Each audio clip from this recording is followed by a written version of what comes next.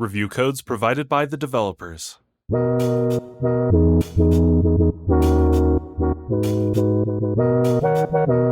I'm Jared. I'm Marcus. Level with us.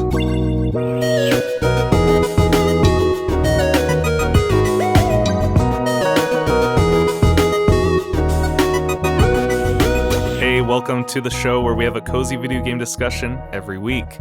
This week we are covering 3 more delightful little indie games. Well, delightful depending on... never mind. Let's not get ahead of ourselves. They may or may not be delightful. That's true. I don't want to spoil the surprise, but we're going to cover 3 interesting indie titles this week, which are called A Little to the Left, Somerville, and The Night Witch. So each of these games is vastly different.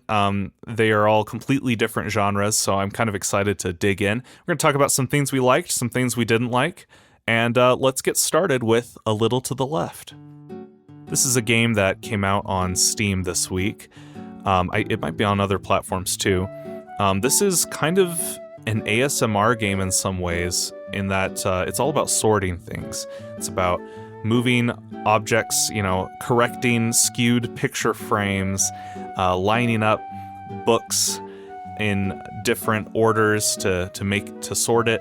But it uses that as a theme, that you're kind of tidying up a house, but it's a puzzle game. So each of these puzzles, some of them which have multiple solutions, and we'll dig into that in a minute, and you're trying to figure out what the game is asking. And that's kind of something I found interesting about this game is some of them are a little more obvious than others. Some of them, they don't even tell you what you're trying to do. And that becomes the puzzle, where it's like, okay, what is expected of me? There's no prompt saying, it's not like WarioWare, where they're like, sort, or, biggest first, or whatever. You have to take these objects, these household objects, and figure out what it wants you to do with them. And I'm not really into ASMR type stuff, but I did find this game very satisfying to click around with. What do you think? This game, I think it's a very relaxing game. It kind of fits into the growing genre of oddly satisfying titles, I suppose. I played it with my girlfriend and we almost fell asleep. In a good way. It was so relaxing. We lulled ourselves into a sweet slumber. But it has nice music. It has nice pastel colors. I do think the most interesting thing that this game is doing is the fact that there are multiple solutions to some of the puzzles, like you were saying. For example, there's like a bookshelf where you could organize them tallest to shortest, or you can organize them to make the pattern at the bottom of the book connect all the way across. So those were very fun, especially when we knew that we solved it one way and we didn't know what the other way was to solve it. And I think that kind of added an extra layer of discovery to it, trying to figure out, we have to look at this aspect of the objects that we had not considered. Yeah, and some of the times that blew my mind. Like, I had to see these puzzles in a completely different way. And it almost made me wonder if maybe the solution I had found was not the first one that other people find. Right. Well, yeah, because it just gives you a star. It doesn't say, solution 1 found. It just gives you a star for finding a solution. And I wonder which ones are solved differently because of the way we think differently. Some of them were, like, completely caught me by surprise. I'm like, that's the extra solution. Like, it was really cool. And, people who've listened to the podcast know both of us are huge fans of the Professor Layton series. And this game kind of fills that hole that was left in the industry when they stopped making puzzle games. It's just nice to have these rapid fire puzzles that I can solve. And they're all themed the same, but I don't know. It kind of scratched that itch that I've been having lately. Yeah, same. I have, I guess, 2 itty bitty micro jabs. One is, the puzzles are kind of limited to a certain genre of puzzle where you're clicking and dragging things for the most part into different arrangements. So, which that isn't a jab, but it's kind of just an acknowledgement that it doesn't do just a wide variety of puzzle types. It's kind of contained because they don't do dialogue. They don't have any explanation. So At least in my opinion, it's kind of one type of puzzle. And the other thing was, Jared suggested I play this on computer, which I was grateful for. But even with a mouse, rather than Jared playing on Steam Deck, there was still some wonkiness occasionally with getting things where they needed to be. Where like I would try to click a pencil into place, and I knew where it belonged, but it kept on falling to either side of the kind of hot zone. Anyway, yeah, other stuff like that, where it's like, I know this picture frame needs to be straight, but it's not letting me get it where it needs to be. So the controls weren't fully there for you? Yeah, there was one picture where it took us like 2 minutes to adjust it. I guess it was either just very particular about it, or maybe it's because I was playing with a trackpad instead of a mouse. Oh, okay, that was my next question, because I feel like with a trackpad, this game would be a nightmare, to be honest. So that might be where some of that wonkiness came in. Gotcha. Yeah, it does support controllers and stuff. To anyone who picks this up, I recommend on a computer. It works on Mac, it works on PC. Use a mouse. It is at its optimal setting that way. Sure. But overall, I shared quick jabs, but overall, I think that this is a very pleasant game. And did you make it through the whole thing? No, I did not, but I probably will. I'm probably going to keep on playing. Some of the last ones are pretty interesting. Some of the last puzzles in it. I'm really happy to hear that you played it with your girlfriend, because Mariah and I played it together as well. And we ended up doing it in one sitting just because we were having so much fun. It kind of, it's about 3 to 4 hours, I think, sure. In total. And you know me, I'm an advocate for short games. I loved this one. I have no qualms. I highly recommend checking it out if you're a puzzle fan or someone who likes to sort things, or, I think this could appeal to you. So that brings us to our next game, completely different game, Somerville. Somerville is developed by a company called Jump Ship, and one of the co-founders of that previously co-founded Playdead. If you know Playdead, they are famous for 2 indie titles that are very well received, Limbo and Inside, both of which I am a big fan of. So I was really excited to hear about Somerville. It takes on a similar style to those games in that you are controlling a character. It's all wordless. There's a lot of storytelling, but there is no dialogue.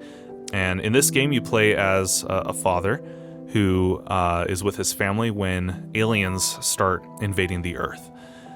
Some sort of alien entities.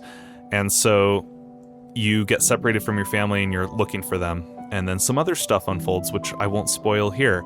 But this is like Inside and Limbo in that you are navigating the world and solving little puzzles as you do. It's mainly meant to kind of be a narrative experience, but I guess you could call it a puzzler. It's not really a platformer. You don't jump or anything, but you do have to figure out how to get through the environment. Biggest difference from this compared to the creator's previous games is that this is you're controlling a 3D character in a 3D space, whereas the other games are 2D. They're side scrollers. And let's have you talk about this, because I felt like it doesn't quite work. That was just my initial impression off the bat. I was excited. I thought that meant we could explore more, but it's still very, very, very linear, which I don't, it doesn't have to be open world or whatever, but the fact that it's so linear means it doesn't really feel like you have any freedom. Sure. Does that make sense? I feel like it's a 2D game in a 3D space in that way. Yeah, what I was actually going to say is it very much feels like a spiritual successor to Limbo and Inside, and takes a lot of cues from those games. It does feel like there are some growing pains with it being more of a 3D take on things. Those other games, like Inside, you're a 3D model still, so it's not like that's the problem, but the fact that you can, the interaction with the environment was my biggest qualm, because it took me 5 seconds to open the fridge, and that's 5 seconds too long to do something that should be pretty instantaneous. So there was a little bit of that, but it seemed super atmospheric. I was really impressed by especially some of the alien power type effects. Those were very, very cool. And the sound design as well. That's something that all of these games have in common. The sounds you make when you there are certain puzzles in the game that require these weird energy types. these weird alien energy types, and the sounds that the game makes when you use those powers are incredible. I 100% agree with you. I think you can immediately see the fingerprints of the creators in that it's so atmospheric. The story itself, I mean, I won't say too much. I thought it was too obtuse for its own good, which is weird because Inside is the same way. It is, yeah. And Inside you kind of is left to interpretation. But with this game, like, there's so much cinematic moments. It feels like an action story. I feel like, it's weird to say this, I think this game would have benefited from being a horror story or something like that, because there would be more mystery, you know, more like, but you know what's going on in this game. You understand that it's aliens, and there's these really cool cinematic moments where these characters come bounding in, shooting the aliens, and you see these really interesting set pieces a couple times throughout the game. And to then end on a note where you're like, wait, what even is that ending? And there's multiple endings. I don't know. It just didn't work for me. Yeah. So would you say that it's because it didn't feel obtuse at the beginning where you're like, oh, I can follow this pretty well, that late game kind of confusingness felt more? I don't know. Who cares? The story is It's not like you fine. have a video game podcast or anything. Your opinions are... It just left, this is what I wrote in my notes. The ambiguous ending left a lot to be desired. The game doesn't have the same era of mystery that the other games did, where you don't know what the world is. This one, it's very clear what the world is. And so to me, this game lends itself to an action-adventure story, which doesn't benefit from an ambiguous ending. I think a tighter ending, more resolution, sure, if that makes absolutely. sense. That's just my opinion, though. I think people will enjoy this game. If you do buy it, don't do it on Steam Deck. It ran horribly. So I don't know. Maybe they need to update it some more. It was quite distracting. I don't know. It had such a cool atmosphere, such cool sound design, such cool ambience. But like the fact that there would be so many stutters, kind of, I don't know, that kind of distracted. That kind of bogged it down a bit. But otherwise, I would say, like, it's still worth checking out if you like this kind of game. Like, if you like a really interesting wordless storytelling game with a narrative and some environmental puzzles, like the art style is really pretty. If you look up the game footage. If this looks cool, you'll probably enjoy it. So even though I have a lot of problems with the game, I hope more people make games like this, if that makes sense. Just really cool, atmospheric, interesting, narrative-driven games. So let's shift genres once again and go into The Night Witch, which is kind of a metroidvania, but also a bullet hell. You play as a girl named Rain in a world that is being attacked by these kind of golem robots, and you fly around shooting them as a night witch. And the reason I was interested in this game, we got a review code from Team 17, so thank you for that. It came out this week, I believe. What got me interested is they had the term deck building on the main description of the game. I'm like, deck building? This is a Metroidvania. What are they talking about? So it turns out what that means is you have these spell cards that let you cast little spells, little abilities that you use in combat. But you choose what goes into your pool, your deck, and then they appear randomly in your slots. So sometimes you might not have enough mana to cast them. Sometimes you won't see the one you want. And so it's kind of up to you to fine-tune the deck to be the spells that you're interested in, which it's not so much deck building as it is just customizing your moveset. But I mean, I still like that it's cards, because cards are easy for me to understand. Like, I get, oh yeah, it's my deck. Oh yeah, this is a card. Oh, I don't have enough energy for this card. So I'm glad that it benefits from using board game mechanics to teach me these in-game mechanics. Sure. But it's not, I wouldn't really put deck builder on the box, if that makes sense. Like, it's Sure. just not really focused on that. What it reminded me of is one of the Kingdom Hearts games. I can't remember which one. Or maybe multiple ones where you Chain of Memories. Chain of Memories? Yeah, it's a card-based combat. Well, aren't there other Kingdom Hearts games where you have, like, multiple options and you have to, like, go through menus while you're attacking? Yeah, the combat system's kind of changed over time, but I'd say every game usually has spells that you either manually select or Rotate just through. rotate through. Yeah. So it sort of reminded me of that. It definitely felt like a bullet hell game primarily to me because you're not platforming, you are floating, you're flying on the screen, which, just as a side note, I am all about indie games that are difficult to pin down where their influences come from. I think that's where a lot of really interesting and ingenious ideas come from when you get a game where you're like, I'm not actually sure if this is solely this kind or this kind of game. Yeah, genre mashups is like how you innovate sometimes. You just put two things together or two types of gameplay that you really enjoy, and you end up making something that could end up being just an instant classic for fans of both genres. Yeah, for sure. They didn't hold back on the difficulty here. I don't think there are difficulty options. I died a lot on just the starting moments of the game. Well, it's interesting because they do kind of a gameplay narrative choice where they give you like all of the abilities up front because you're doing kind of like... Oh, for the tutorial? Yeah. Right. Well, it's sort Which of is kind of cool. It's a prologue of sorts. Right. But yeah, I found that like it was actually like pretty hard to go through the prologue, and I had to, instead of waiting for them to teach me like what powers I had and how to use them, I had to figure them out myself, because if I didn't, I would keep on dying. And then after you're done with that first like prologue boss, then you're like back at zero, or you start with just one type of bullet shooter thing. So right. So if I had to guess, you've probably gotten further in this game than I have as well. No? Unfortunately, I haven't gotten super far, but Okay. I've gotten far enough where the narrative is picked up and we have a main objective. Okay. The game kind of starts where you're trying to find Rain's husband and rescue him, and then reunite with all the other people because the whole land is under siege. But once you regroup with everyone, you're officially dubbed a Night Witch, and you go off to go save the world.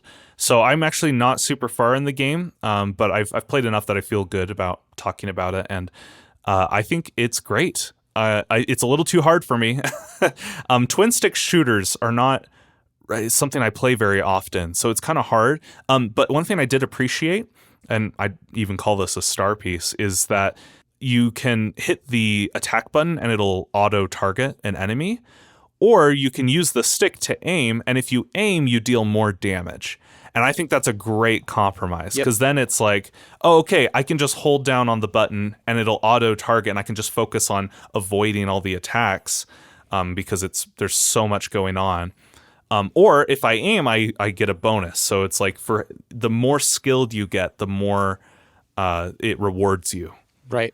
Which I think was a great choice. Yeah, I think that's an excellent mechanic as well.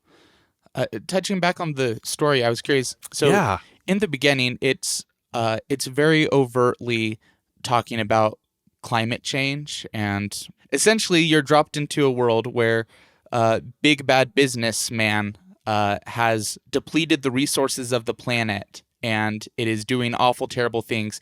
And there's even in that prologue we mentioned earlier, there's this back and forth where the Night Witch is like, how dare you make all these machines and destroy our world? And he's like, no, it's your fault. We were in an arms race with you Night Witches, and now we'll never be able to fly to a new planet to ruin. And then she's like, no, you can't fly to a new planet to ruin it. We gotta make this planet work. Earth is our turf, basically. And then after that, everyone moves underground, and I'm surprised that you didn't necessarily get that. I was curious if that pops up again. What do you mean I didn't get that? I didn't say anything. Well, you gave me a look. I really think that it's pretty overtly about climate change. I don't, like, when you tell me this game is about climate change, that's not, like, it takes place in a world that's post-apocalyptic. I've seen this done a million times. Like, yeah, it's a world where we had to go underground because the world is dying, kind of thing. Like, it's just a world building thing. Like, I guess that's true. I didn't feel preachy to me. Well, no, I didn't say it was preachy, but I also wouldn't say that it's just post-apocalyptic. Mostly just because of that one conversation where evil bad business guy is like, we didn't destroy the world. We were just getting ready to destroy the next one, kind of thing. I actually, a note I wrote down was I felt like the world building was really good. I'm interested to see where it goes, to be honest. I think the story has been interesting. I'm seeing not shifting loyalties, but I'm seeing characters with ambiguous motives. Even some of the enemies their dialogue has been interesting to me to see like what their stake is in this whole thing. Maybe it will boil down to just good versus evil, but I'm seeing enough like world building and politics and stuff Sure. that I'm invested. Like I want to finish this game. I can't. Okay, cool. No, yeah. So that's kind of my take on the story. And like you said earlier, there's nothing quite like it. So yeah, look up some footage, see what you think, see if this is something that you would enjoy. We'll include a link in the description to the eShop page. We played it on the Nintendo Switch. Something else I liked was that your experience is tied to your relationships with people. Like when you save an NPC, Right. Mm-hmm. it's like your experience goes up and there's an in-world reason for that. Right, because they have Christmas spirit. Yes, this You is a upgrade Christmas their heritage. Christmas spirit if they believe in you. If they say I don't believe in fairies, then you can stop. You can't do powers anymore. No. I think it's very. It's cool. been done before. Like I've seen other games that kind of take on a similar theme, but I just like that. I like that it's like, oh sweet, I just rescued this person and he trusts me, and that made my experience go up. And then later you send out this broadcast to all the citizens, and you go up by like 2 or 3 levels at the end of it because all these people are watching, and you're saying, I'm going to defend you, I'm going to help in the conflict, and you see your experience go up.